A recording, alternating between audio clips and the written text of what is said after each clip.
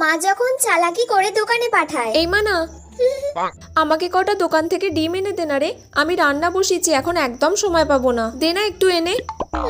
দূর মা, আমার ভালো লাগছে না এখন দোকান যেতে। আরে জানা বাবা, আমি কড়াইয়ে রান্না বসিয়েছি, আমি গেলেই সবটা চুয়ে যাবে। আচ্ছা ঠিক আছে, আমি দোকানে যাচ্ছি। তাহলে আমাকে 10 টাকা দাও, আমি কিছু কিনে খাবো, লেস বা কুরকুরে। যা টাকা দিয়েছি এর মধ্যে তোর সবকিছু হয়ে যাবে। লেস কুরকুরে যা পারিস কিনে খা। এই নে ধর।